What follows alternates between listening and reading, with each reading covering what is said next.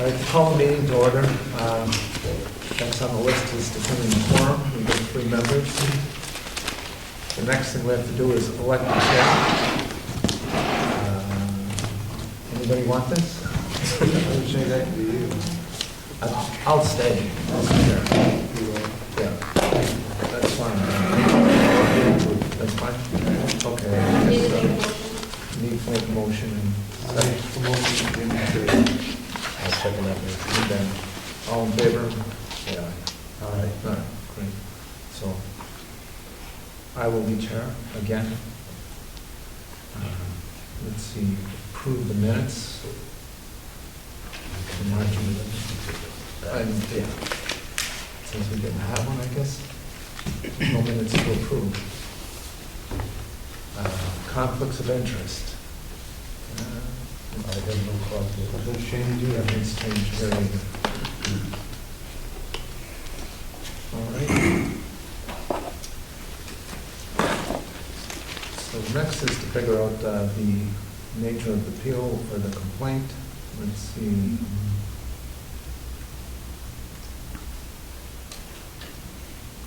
I did talk to David Laurie, and he kind of gave me a little bit of help with this as far as everything to look at. And there was a couple of things he looked at. One is the planning board exceeded their authority, and the other one is the planning board violated due process. So we'll look at those two. I really don't care. That's where we'll start, and we'll go from there.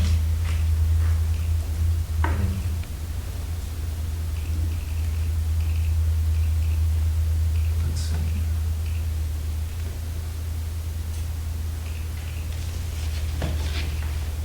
So, let's see, I guess let's get started. First action, hearing notices and that.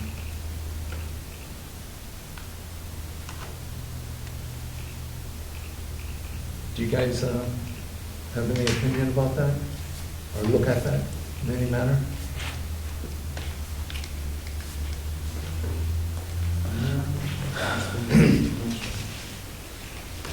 I noticed certain areas from the planning board notices that we had to read, okay, that one of the aspects was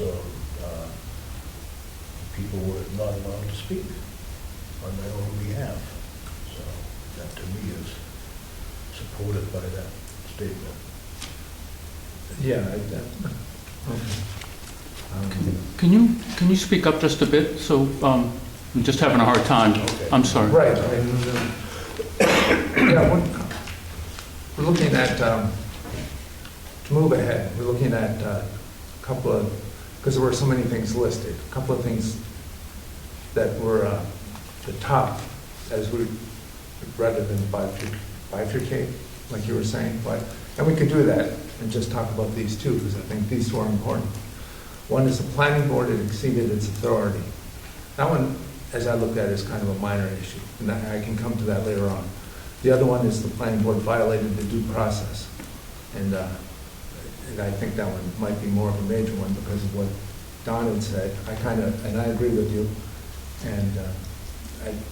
and you'd have to go through all this, too. I went through all of them, detention.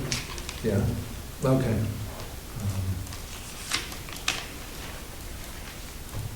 All right, so we can continue with either one of those.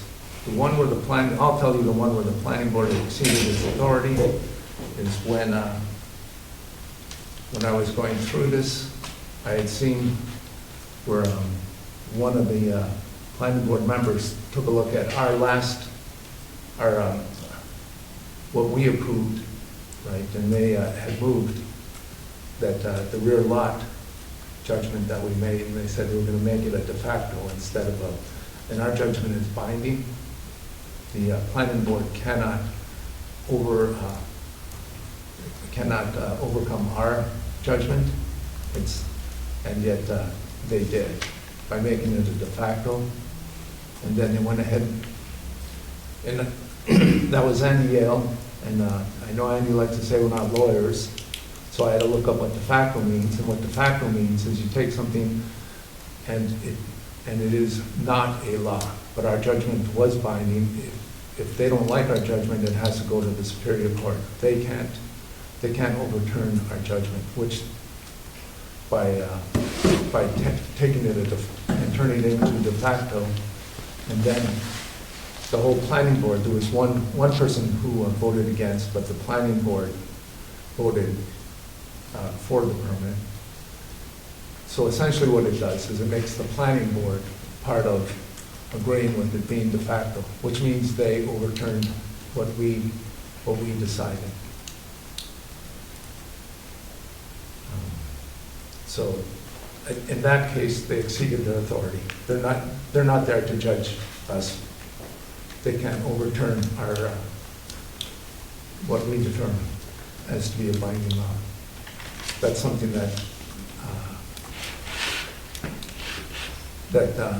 they have 45 days to go to the Superior Court, and that wasn't done. So then that made it binding.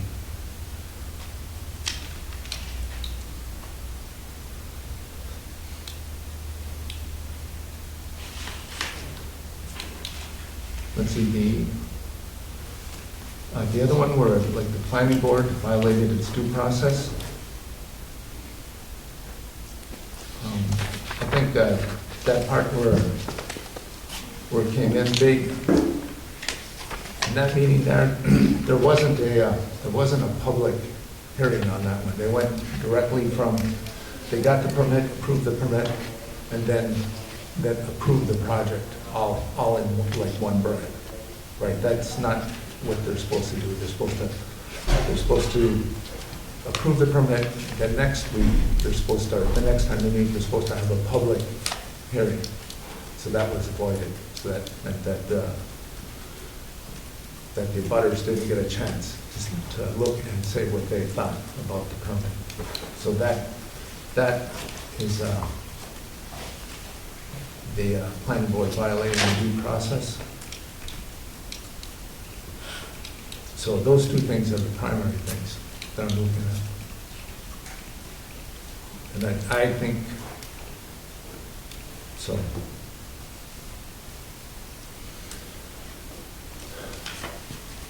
So at this point, I would make a motion just to say, well, we'll open it up. You guys ready to open it up? But do you agree with any of that? I don't want to palm through that and look at it, but those two things happened. You know? Well, last meeting, we were going to talk about the right of way first, is what is you suggesting. You were suggesting the right of way. But But if this is. I The mean, right of way, the right of way. is, I think Mr. Morrow had gone ahead and he's got the paperwork, the planning board can look at the right of way and figure out what they want to do with that. Right. You know, there's a lot of details with the right of way and with the construction and stuff like that. I mean, that's a lot of the planning board stuff that should be done. It hasn't been done yet, that should be done. I mean, I'm looking at this and there's the right of way, the construction of that, the right of way. These guys didn't get a chance to make a public hearing. The right of way has been created. So as we asked them to do, he did, and that's good. But there hasn't been a site plan. And then at the same time, I mean, there has been a site plan, but there hasn't been a visit, there hasn't been a site visit since that's happened. And also, if you look at that, Mr. Rowe is going to put a garage in, and there hasn't been anything as far as a site visit for that either. So we would have to do that. And I think the planning board should do that. And to me, it's looking more like we're going to be the planning board for this next stage. And I would rather say, I'd rather the planning board Do that, yeah. You know, those are two legitimate issues. I know there's a lot of conflicting issues in relation to zoning ordinances. Okay, a lot of specifics mentioned were in relation to the size of the right-of-way, which was put through a change when the two lots were, one lot was sold together. They're now together in the same name, which was original reason for changing Right. the decision. But the, one side is going from a viewpoint of that's a commercial property, It is a commercial property. but it's also in a village residential zone, Right. a village rural zone, where commercial properties are allowed in village areas to show a mix of what the community is really about. Right. So that- Mr. Moreau is allowed to have his automobile repair shop there, as a commercial property. Right. And in reading that, the hard part is, it says that he can do that. At the same time, it's a commercial property, at the same time, it's a 60-foot right-of-way is what he needs. This is residential is 50, that's what was. And that's what he So did. that's what I'm confused about. So I think that's an issue that can be either looked at as a variance, or else the planning board can look at it, right? That roadway issue, but there's more issues such as the depth of the gravel and all that other stuff that I think the planning board and the CO should be looking at before it jumps to us. Because if we go, we're going to do the same thing that the planning board's going to do. We're going to have to take a site visit, we're going to have to look at these ordinances inside out and make sure that they're doing all the right stuff. I mean, honestly. Well, we're not the ones that should be enforcing, the one that should be enforcing is the CEO. CEO. And I know from reading the minutes of the planning board meeting, several people had stressed at various times that, well, if you're going to approve it this way, then make sure we have strong, supervision of what's being done, and make sure it doesn't divert to what it was a long time ago. Right, there was, and that's a good thing that the planning board did. I've noticed a lot of stuff that they did. And, you know, again, Mr. Morrow did the site plan, that was great. He did the right-of-way, I think that's good. The planning board, they discovered that it's close to that well, that 300 foot, so that, and they did that because of the site plan. They did a bunch of stuff, hazardous waste, they figured out the right-of-way issue, and then they did, like you said, they applied some constraints. There's with a 2-year permitting and the CEO checking on hazardous waste. So, I mean, all that stuff has been good. Everybody's been making progress, and that, I think, is my point, is that because they're making progress, and yet things are being discovered like this well, that they just have to go through another iteration. You know, there's still more things to be done. If we do this, I looked at the new building that you're putting up. It's a 30 by 30 building, and I saw no details on that. So that should be something the planning board should look at, because if you go from, because now you could have a 2-bay, right? 30 by 30, you could potentially have a 2-bay. Yeah. And if you do that, you've got parking, all the site work that you did, which is excellent, is for a 1-bay. So if you go to a 2-bay, then this gets tossed, and you gotta make a parking for five more cars at least. And then what you're gonna do for the roadway is gonna change, because it's not gonna be like a 1-bay shop. Now it's gonna be a 2-bay shop. It's gonna look more commercial than ever before, right? So I mean, so there's just stuff that's just not complete. And I think that's what we're looking at. That's what I'm looking at. Right. Right, and everybody's making progress. I don't want to make it sound like this is bad. Everybody's making progress all along. So I'd just like to continue. One other thing I noticed, right, is that you're still working, right? Yeah. So you're working, and that well is within the 300 feet. I would like it if the CEO would check. Yeah, I know you've already taken care of the waste and stuff like that, but because the town knows about it, Yeah. I just want the CEO to be out there to check. Periodically, yeah. Yeah, periodically, and that would be a good thing. That's fine. Yeah. I have no problem with Okay, so that's kind of where I'm coming from. So open it up. You guys ready to open it up? Yeah. Good. Yeah. There. Go ahead. I'm David Silk. I'm here for the abutter, Mr. Nelligan.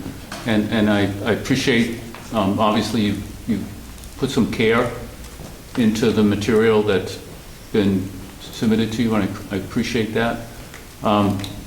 I came here to, we have a part of the ordinance says we get to come and state the basis for our appeal and ask you what we want you to do. And I'm mindful of your observations right now in terms of what you think needs to happen in terms of the planning board doing some more work on this application. And you're not the planning board, you're a board of appeals, and your job at the end of the day is to look at what the planning board did and see if it did something that wasn't allowed by the ordinance. And so it's not an issue of fact, it's whether they did something that the ordinance doesn't permit them to do. And that's what your ordinance says as your role as a board of appeals. And there were a lot of issues that were raised because of what happened below, but and I mentioned this before, there is a threshold issue that even if it goes back to the planning board for further work, public hearing, further findings, something you can look at more than what you have in terms of their written decision minutes, which don't show they even looked at the relevant site plan standards or the other standards, and you probably want to have that.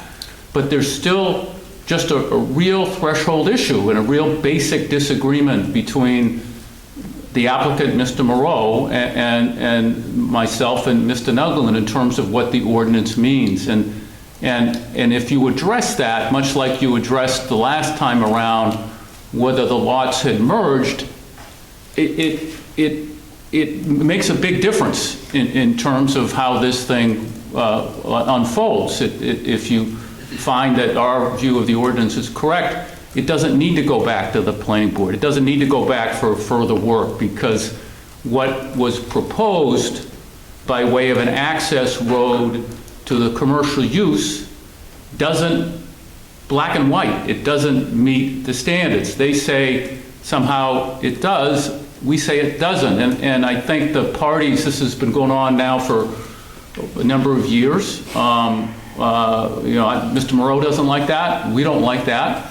I'm sure the town doesn't like that. And I think that I'm mindful of the comments you made, but I just would like to address that, what I see to be the threshold issue, because my ask of the board tonight is to eventually address that issue and decide whether the ordinance permits the planning board to approve a plan that shows an access way to the commercial use that's only 50 feet wide, a deeded 50-foot right-of-way with a 14-foot area of improvement. That's what the plan shows. The plan that's in your file that was signed by the planning board shows just a deeded 50-foot right-of-way from Maplewood Road back to Mr. Moreau's property. And I know you got a lot of material here, but the basic point, basic area of disagreement is whether the ordinance allows that. And I'd like to walk you through why the ordinance doesn't allow that. And simply stated, if you had a chance to read the material, the ordinance says in Article 1, Section 5, that when you have any new use in the town, you have to meet current standards. When you build a house, you create a new lot, whatever, you got to meet current standards. He's creating a new use. It may have been there, but it's been illegal. That's why he's getting approval. And it's a commercial use. If you look at the table 1, it's a commercial use. No, there's no issue about that. It's also in the village residential zone. The fact that you have a commercial use in a village residential zone doesn't mean it has to meet residential standards. As a commercial use, it has to meet commercial standards. The applicant's lawyer wrote a letter to the planning board and said, yeah, for industrial or commercial use, you have to have a deeded right-of-way that's 60 feet wide with a 30 feet of improved surface on the center line of the right-of-way. That's what the ordinance says. She wrote a letter to the planning board agreeing that's what the ordinance said. She offered 8 or 9 reasons why the planning board shouldn't follow the ordinance. And I believe none of those reasons are in the ordinance and supersede what the ordinance says. She said, among other things, that She said that the commercial standard shouldn't apply because he has a deeded right-of-way that's 50 feet wide, and that somehow cures the problem. And it doesn't, because that, if you created a rear lot today under the ordinance, among other things, you would need a 50-foot right-of-way, deeded right-of-way, for a residential use. But the ordinance says if you're going to put a commercial use on a rear lot, you need 60/30. That's what you need. And she also said that the road frontage for 26 Reed Lane, the private right-of-way, satisfies the road frontage requirement. And that's not correct either, because as you looked at it the last time around, the rear lot by definition doesn't have road frontage on a public way. It's a private way. Reed Lane is a private way. It has not been dedicated to public use, so it can't serve as frontage for a rear lot. She also said that Reed Lane is somehow grandfathered. You know, it existed a long time ago. We gave the planning board the deeds from 1991 when the schoolhouse lot and the rear lot were first created, and we gave the planning board a letter from the prior owner saying that the rear lot didn't come into existence until 1991. In 1991, the town had a zoning ordinance, still does today. The 1991 zoning ordinance says if you create a rear lot, you have to have a right-of-way of a certain width, etc. The lot was created without complying with those standards. Long story short, Reed Lane is not grandfathered. It came into existence after the town adopted zoning, and we put in all that into the planning board record. She also said that there was an MAA, Maine Municipal Association, guidance that said, well, if the road is grandfathered, you don't have to bring it up to current standards. Well, the road isn't grandfathered. It was created in 1991. In any event, your ordinance says in Article 1, Section 5, if you have a new use anywhere in the town, you've got to meet current standards. That's what the ordinance says. She also said that paving Reed Lane would be completely out of character with the rural nature of the village residential district. Whether it is or isn't is besides the point. My client thinks putting in an auto repair shop is out of character. It doesn't matter what he thinks, it's what matters what the ordinance says. And the ordinance again says if you add a new commercial use, you need to have access to it by a deeded right-of-way that's at least 60 feet wide with an improved surface that's 30 feet on center. She also said to the planning board that the commercial industrial street standards are generally applied to major developments such as industrial parks. That's not what the ordinance says. It's not what the ordinance says. She also said because the proposed use is in the village residential zone, only residential standards should apply. And again, that's not what the ordinance said. So there's a fundamental, and it's not clear why on what basis the planning board approved it, whether they adopted one or more of her rationale, but they approved it with the plan showing a deeded 50-foot right-of-way coming from Maplewood Road, the public road, as an access way somewhere. It didn't even go all the way back to the commercial use, but going to 26 Reed Lane. In our view, just as a matter of law, if you look at the ordinance and you walk through the ordinance step by step, the way we've laid it out in our papers, I believe you'll come up with the only conclusion possible, which is if you want to have a commercial use on a rear lot at 26 Reed Lane, you have to show in your plan to get it approved, for it to meet the ordinance, you have to show a deeded right-of-way that's at least 60 feet wide with an access way that's 30 feet wide on center. And this plan, you know, if you open the folder and you pull out the plan, the one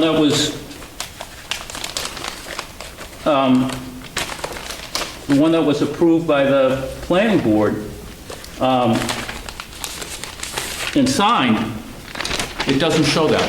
It just doesn't show that. So back to your role here, you know, the ordinance says at the very end of it,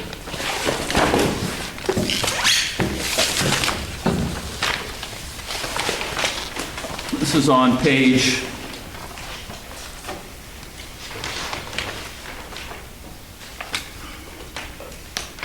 So this is on page 115 of your ordinance, and it says, this is under section 2, the second to last paragraph from the bottom, so it's page 115. No, it's the last paragraph on page 115.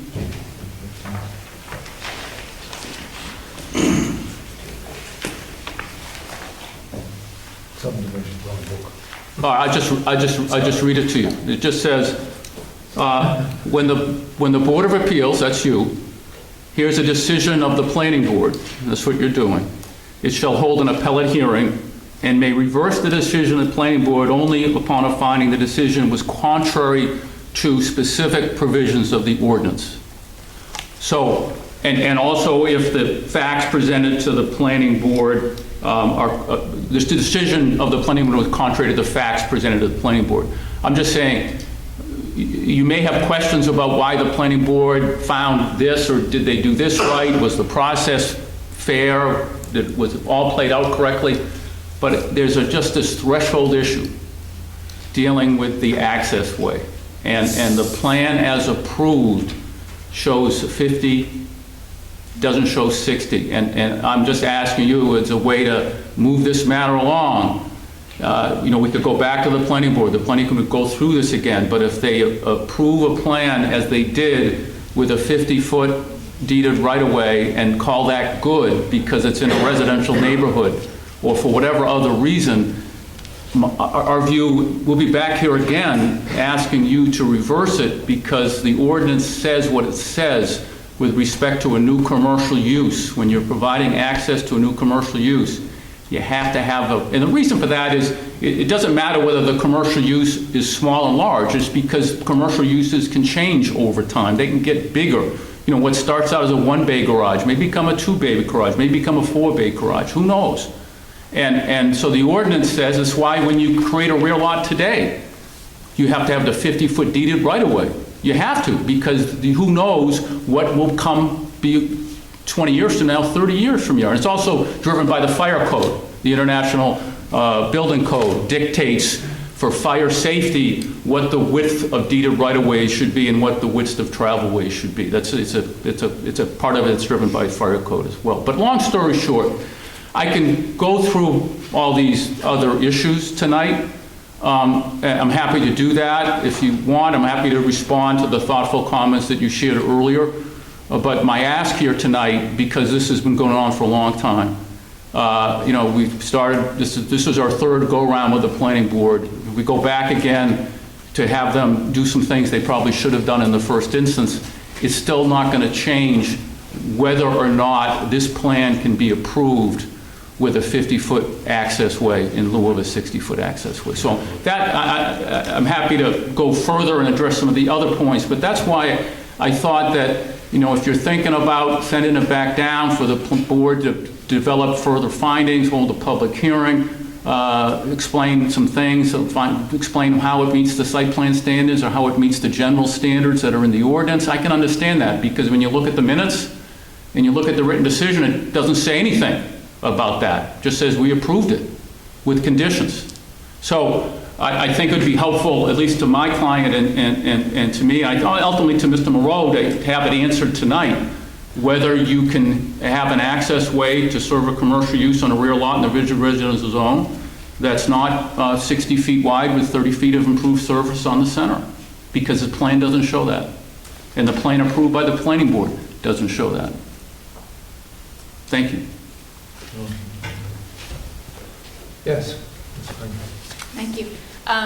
You know me, Jill Kramer, I'm the attorney for the applicant, Roger Moreau, and the appellee in this case, and I appreciate you taking the time to hear us tonight.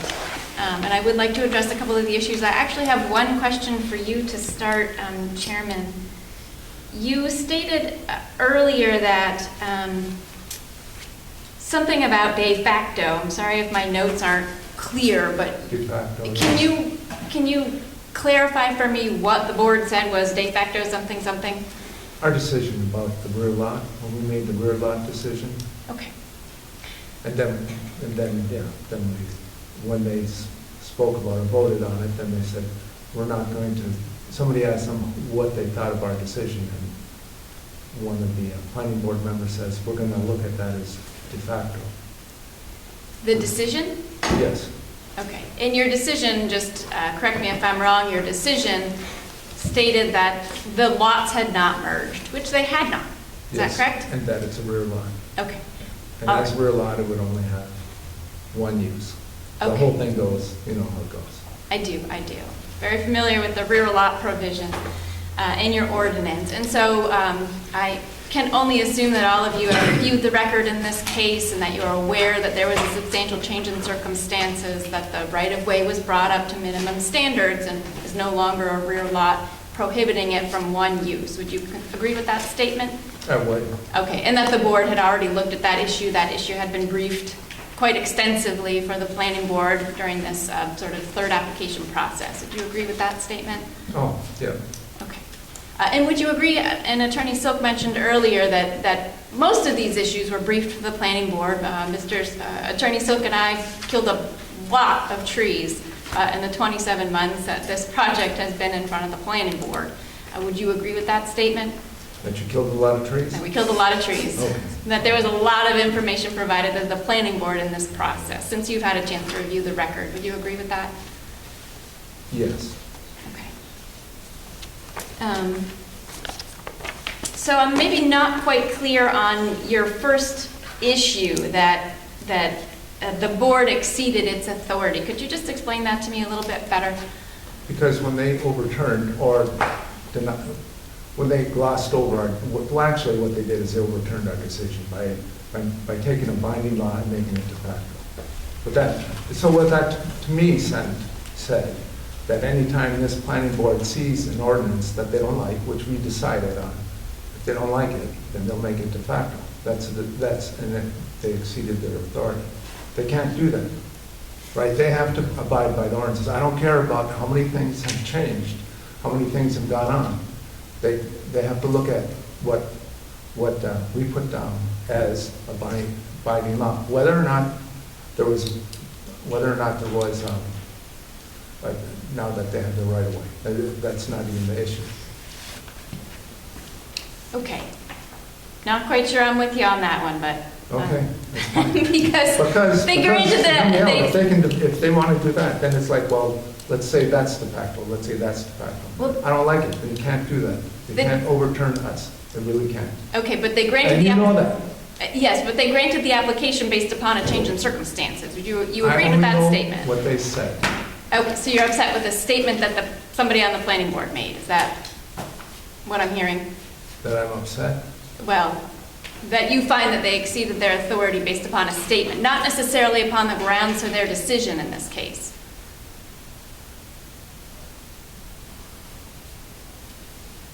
So, I don't know what they did, because nothing was brought out. I read I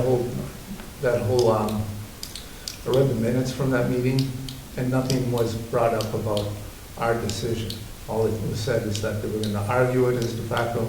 Nothing was ever brought up. So I have no idea what was said about our decision. did you listen to all the meeting minutes? I've read it 3 or 4 times, yes. Okay, to your point about the due process issue, I'm sure you're very familiar with the ordinances. It doesn't require a sidewalk, it doesn't require a public hearing either. Would you agree with that?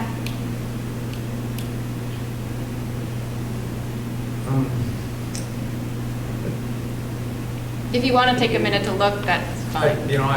All my stuff is home as far as my books and stuff. But as far as, I did look for sidewalks, and the sidewalk, from what I got, once there is a substantial change, a sidewalk should be done. It should be done, but does your ordinance require it? I really don't know. Okay. I can't say for sure. I will- What they recommended is if there's a substantial change, a sidewalk should follow that change. I kind of remember it made it sound like a sidewalk should be done, because something has happened and they should go out and see what it is that happened. And in that case, there are 2 instances. The right-of-way was done, and then there is a 30 by 30 garage that's supposed to go up. Okay. So those two things happen, and they should go out there and see that site and make sure what is going on with that. Okay, well, I'll resolve the mystery for you. The ordinance does not require a public hearing nor a site walk, and I might suggest to you that the planning board had in front of it several iterations of a site plan review that was very, very detailed. And several of the members of the planning board had also been as part of this process for the last 27 months and had already been to 2 site walks. I'm not saying that applies to the new members as well, but I'm just saying they have a history, the board as a whole has a history with this project where they might have determined that a site walk was not necessary. And I might suggest to you that that is in fact what their determination was based upon the information that they had in front of it. I would not agree that they clearly erred or that they violated due process, and they particularly didn't violate their own ordinance because they weren't required to have a site walk nor a public hearing. I might also submit I that. understand that, but at the same time, because of this site plan, there is this issue with the 300 foot away from the well, right? So as things continue, I always see there's something else and some other progress and something else that's noted. Is Right, that so- your role here, though? In this process, during this appellate review, is that your role? Is that your understanding of The your role? only thing I'm arguing with you now is whether or not a site walk should be done and why it should be done. So I'm saying it should be done because things keep popping up. You're saying everything is fine. I'm saying it's not because things keep popping up.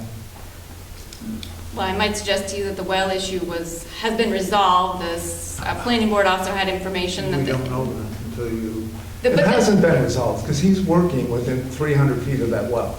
That's a code enforcement officer issue. I would suggest to you the enforcement of state law, potentially the DEP, I guess. You know, I don't think that's your role here, is my point.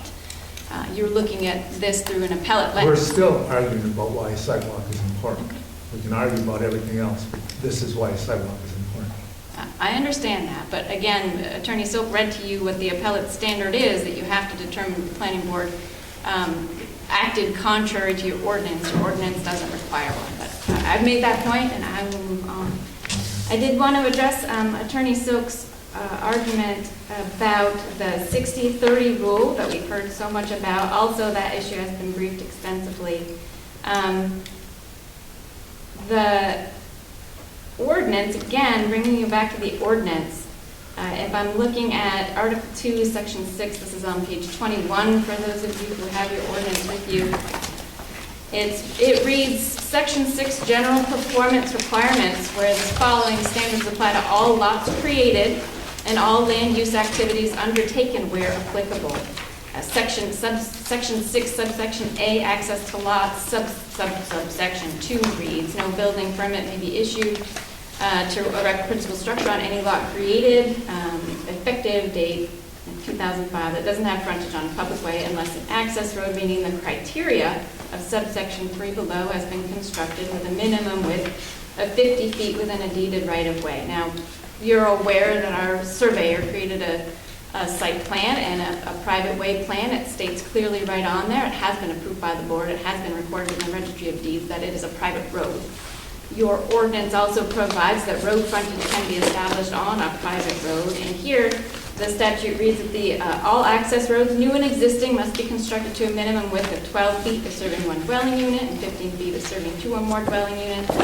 This is the general performance standard requirement that apply to all lots created and all uses, not just residential, all uses. And here, of course, we know that Mr. Moreau is proposing a commercial use. As far as the 60-30 rule goes, I'll point you again to your ordinance. I am in Article 2, Section N, and this is on page 28, road construction and or acceptance. Subsection 2 of this reads applicability. This section applies to the construction and or acceptance of new town roads, streets, ways, and or the relocation or major alteration thereof. And the 60-30 rule is in a street design standards table in there. But the applicability of this whole section N only applies to the construction of new roads and or the acceptance of new town roads. And those are ways that are proposed to be accepted by the town, which Reed Lane specifically hasn't been. It says so on the plan, and also we have not proposed it for acceptance to the town. So the applicability of those commercial standards only apply to new roads and roads that are proposed for acceptance. They do not apply to private roads, which Reed Lane is. So as far as his threshold issue goes, it's no mystery to me again. The ordinance does not require commercial standards when you're not building a new road or when you're not offering it for acceptance to the town. And again, he had indicated that the planning board had gotten advice from the MMA attorney. I think he was right. It can't be the position of the town that there can't be any commercial use within the town that's not on a paved road. I don't think this board could reasonably determine that the planning board erred in determining that. And in fact, the planning board chair stated at a meeting that he disagreed with Attorney Silk's position on the 60-30 rule. Stated that straight out. So I don't think the planning board missed an opportunity to make a determination there. Yeah, I'm not disagreeing with you there. Yeah, and those are, I mean, if we're talking about all the issues, I can let Attorney Silk finish his presentation, but that's what I wanted to address about the topics that have been brought up tonight. Thank you. So, do you want to add anything else? Do you want to? Just on this one issue that we're talking about, the access way. You know, Attorney Kramer wrote a letter to the planning board, and she wrote, the commercial and industrial use standards require 30 feet of pavement on a 60-foot right-of-way, and then she argued why it shouldn't apply here. She wrote, that requirement is flatly inconsistent with the rural nature of the neighborhood.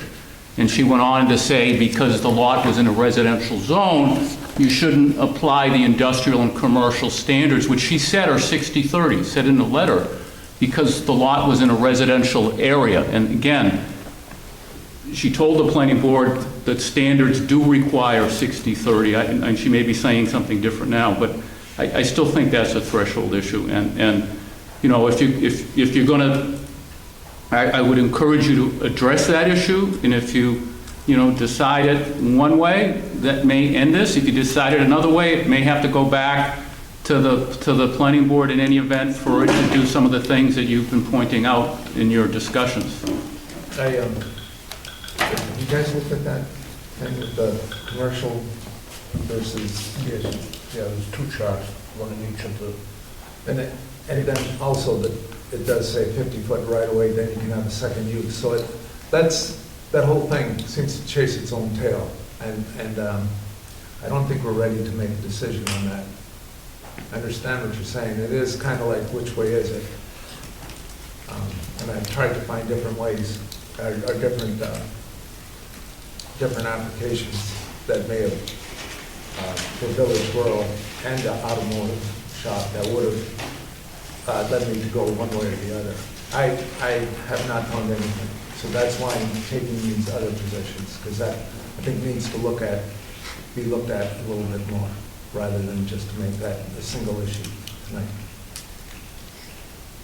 Because even in the ordinance, both things are said, and I have no way of saying this one is right, this one is wrong. You can't say 50 feet is okay with two uses, because now he does that for the rear lot, and then you can't say, and then at the same time say it's got to be commercial. Both are in the ordinances, and that's troubling. So it's a confusing part, that's what confused me about it. So at that point, the only thing we could, that's why I want to throw it back at the planning board, to make sure that Mr. Morelli is going to have a road that will sustain the traffic that he's going to be putting through there, and they could figure out whether or not that the only thing, like you're right, if something is commercial, it can grow and grow and grow. So that growth has to be checked, I think, by the planning board. Like if he's going to put up a single bay garage, that's it. That's the only commercial thing that's going up there. He's allowed to have an automobile shop there, but that's it. No more traffic than that can go in. So that issue, I just want to put aside for another day, because because of both things are said, it's not clear. With other issues that have to be taken care of, that I see. Yes, Ms. Thank you. Just one last point to make. I get that you are trying to wrap this up. Just again, sort of bolstering the planning board's decision-making process here. There is case law that establishes, the MMA manual establishes as well, that if there's a ambiguity in the ordinance, which you seem to suggest that there might be, and I wouldn't disagree with you about whether or not the commercial standards apply, although I don't think they do. I think the street standards are very clear that they only apply to certain roads. That the ambiguity is to be resolved in favor of the property owner. Again, this is information that the planning board has had in front of it. That argument is an argument that the planning board had in front of it, that any ambiguities in the ordinance are to be construed in favor of the landowner. As I say, it's in the MMA manual, there's also case law to support that. And so it's possible, I get that the planning board didn't make a whole lot of findings, but the planning board had a lot of information in front of it. I have no reason to believe that the planning board members didn't do their due diligence in reading everything that we sent them and listening to all of our oral arguments at the planning board meetings, that they didn't come to that conclusion on their own. Thanks. Did they have this much? Oh, they had so much more. Show my thing. Those poor guys. I have a, This is our surveyor, sorry. yeah, I just my want name's- to make it clear that this is a appellate hearing, so you can't take new evidence. And, you know, he testified before the planning board. If he's he can't testify before you because you don't take new evidence. And, you know, they have a lawyer to argue their case. I mean, you know, but just want to make sure you're aware, you know, anything you're hearing is in the nature of an argument. You're not taking new facts. And if he's a surveyor, I'm not sure, he's not a lawyer, he can't represent a client here, he'd be practicing law without a license. Well, it is a public hearing and Himself, what he's done. he's just introduced himself, so. Yeah, basically what I wanted to let the planning board know is my understanding of what the planning board acted as far as the rear lot. I'm not bringing up any new facts that weren't heard by the planning board, and I think would be a good opportunity for you guys to understand what we heard from the planning board. We have the planning board stuff here. Yeah. Thank you. So what I basically wanted to go over or ask you is the word de facto for the right-of-way. I don't know if the planning board put those words in there, if that was something Mr. Mulligan It's in the sent you. minutes. It's in the minutes. Because It's in the minutes. the first thing that we talked about is if there was substantial change that Mr. Moreau is providing in this new application that wasn't provided before.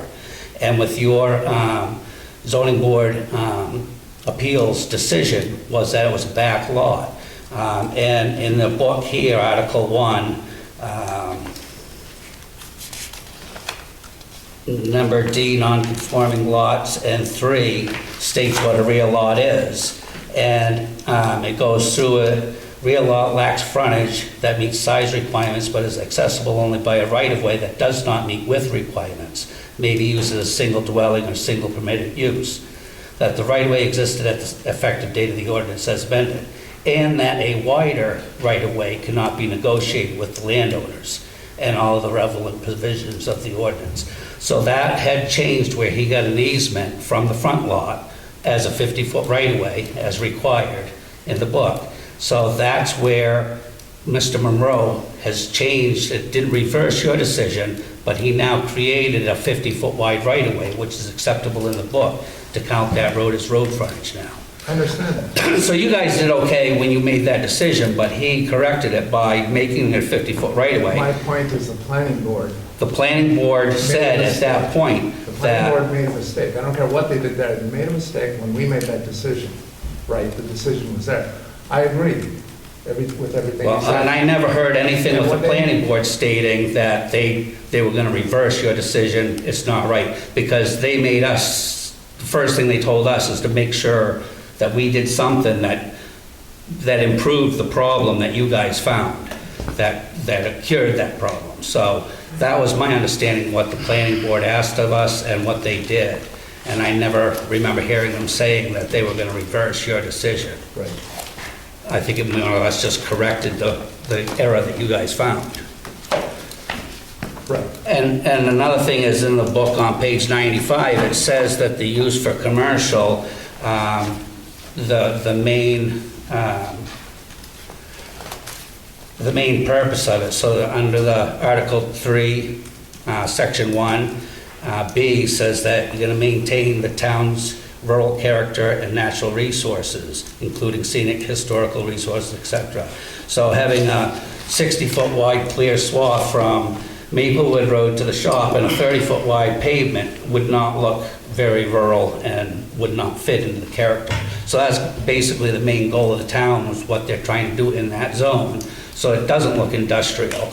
And common sense is, you have a commercial road that's 30 feet wide, so 2 tractor-trailer trucks can pass. So if it's a business park, you can have a number of tractor-trailer trucks either delivering rail products or hauling out finished products from the industrial thing.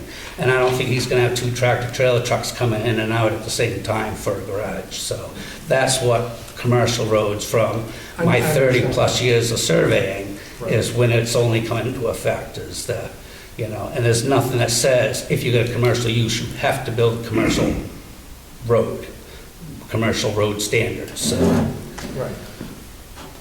So that is exactly what, Yeah, so I just wanted to clear that up about the de facto, because my memory is that the planning board never stated that, and they wanted to make sure what we were presenting fixed that problem that you guys found, which we did. So they wouldn't have to say that they're going back on your decision. So that's what, I never heard that anyway.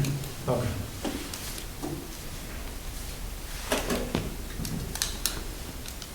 Well, is there anything else?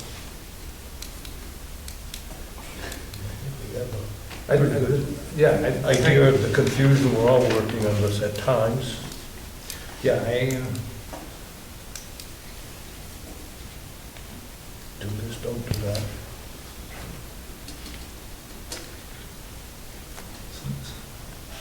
I don't think the Our issue right discussion. now is the right of way, really, myself. that's our discussion. Are you guys all done? Because we're going to discuss what's been going on. Do you have something else? Just briefly, of course you guys know this is our second time here. If we table all of the other, if you guys are inclined to send it back to the planning board for whatever reason, it's your decision to make. I don't think it needs to go back, but that's just my personal opinion. But I'm afraid that if you send it back to look at the road issue or whatever, like, we're gonna end up back here on the 50 other issues that Attorney Silk has brought up for his appeal. So I just assumed you heard the whole shebang tonight. I did not. I Okay. did not, because one of the things that I'm curious about is whether it's a 2-bay or a 1-bay. Planning board has got to figure that out. If that happens, then the site plan doesn't work, because we need 10 more parking places. So it has to go back to the planning board until those details are ironed out. Yes. As far as I'm concerned. Okay. Unless we become the planning board and we go through it, and that's up to you guys. If we do that, then we'd have to do a site plan. Because we've never. We didn't want them to be the appeal for us. So, yes. Hi, my name's Stephen Beckwith. I'm on the planning board. What's your name? Stephen Beckwith. Oh, okay. So I'm on the planning board. I also don't recall hearing the term de facto use. We certainly It's in the minutes. I can read them to you. But no, you don't have to read them to me. I do, Desiree, I don't know if you have copies here with you. On 2 occasions, we actually requested, and I know I signed a letter asking for information about about what Our occurred decision. with the appeal board. So we Right. certainly weren't trying to reverse any decision that you made. I wasn't aware of even what decisions you did make. We were reviewing the matter that was brought in front of us, not based on anything that was brought from the appeals board. So I think making the assumption that we were trying to overrule you is very incorrect. And we might as well knock it on terms of not allowing people to speak at those meetings. Congratulations, you guys have a much more calm board than we do. And there are a lot of chatterers that like to argue back and forth. Everyone here that is part of this had a chance to speak. The person directing that meeting may not have given you the chance to speak at the moment you wanted to, but we also had public comments at the end of the meeting, which we sat here through for another 40 minutes, I think, while you spoke. It was after the vote. We reviewed all the information that we had in front of us and interpreted it the best we could based on the ordinance book that we had in front of us. So Oh, there's right. some ambiguity to the ordinance, as you've already agreed. And we did take into fact that we are supposed to. I am, So, I am not knocking the planning board. As I said earlier on, all the stuff that you have done, I mean, things have been discovered, and you guys have taken. Correct, and we also You guys- received numerous stats and information at our meetings. so, Like literally, Attorney Stowe handed us a packet, very, very organized packet, at our meeting for us to review of 70 pages of material or 60 pages of material. Familiar. Yeah, you're very familiar. So it was kind of like a, here's your Hail Mary. I know that personally, when I looked at it, and I'm assuming my other board members did, it was a very difficult decision for us to make because we're trying to balance out Mr. Moreau's right to make a living in his area, as well as Mr. Nelligan's right to peacefully occupy his property without disruption. I even personally. so I just, think- can I just interrupt for a So second? this is exactly why we have problems with the planning board. So if you'll just let me finish speaking. At one point, I even think you were there the night I asked, is there any way that we can get you two to work this out together? You know, because literally we were chasing our own tails around in the same circle, arguing the same points. Yeah. And that was just, you know, And just a that's- hope and a catch that maybe that these two could, you know, put some obviously personal issues aside. And, yes, and to my point, that's my whole object here. I see everybody making progress. It's just that there are still details that need to be worked out. That's not us to work out the details, right? If there's an issue, then we'll take care of that issue, but because of a 2-bay versus a 1-bay, when I was reading through this, there was when the planning board said they were looking at it, I forget the exact supplement or something. Anyhow, both of you said we were here, both lawyers said that they were here to see a permit, but you guys approved the permit and approved the project at the same time. Both lawyers said, we thought we were here just for the permit. Completeness.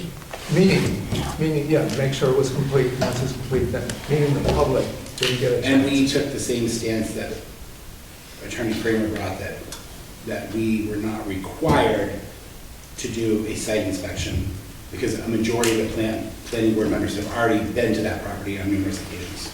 So it wasn't a decision that was made half-heartedly, So, right, but at the same time, nor was it something to throw back at you guys to make you become the planning board. And I Right. mentioned several times. right, In fact, it was very interesting in your findings. You recall that we were told that we shouldn't have written. We kind of got spanked for asking for that information. yeah, was just like this, long meetings. Yeah, I think it's public information. We just requested it just so we could further make our decision based on the whole trail of things, because this has been spiraling for years. It's Yep. unfortunate to both. Yes, Ms. Lane? Thank you very much, and I appreciate the decorum in this room, because this is an example of how difficult it is in front of the planning board. Mr. Beckwith is incorrect. I specifically, and it's either on the video that is or isn't posted, but I have it recorded, I asked the board if they had voted on completeness. They had not, but said they had. I also asked, had they taken the ZBA's decision into consideration? The chairman said no, and then Mr. Yale, who has shown his bias repeatedly, said this is not a public hearing, and then the chairman stopped me from speaking. They passed the board so fast, the project so fast, they tripped over themselves. They treat people poorly, they demand you take off your mask. He's acting like they did due diligence, but the majority of the board did not go to that site. I don't know who you're talking about, but that site has had many changes. I thought that it could be a 2-bay garage already, perchance. But they don't know what's there. It's, had violations and stop work orders. It's been deemed a junkyard by the CEOs, the de facto CEO and the former. But the due diligence was not there, and I believe that was shown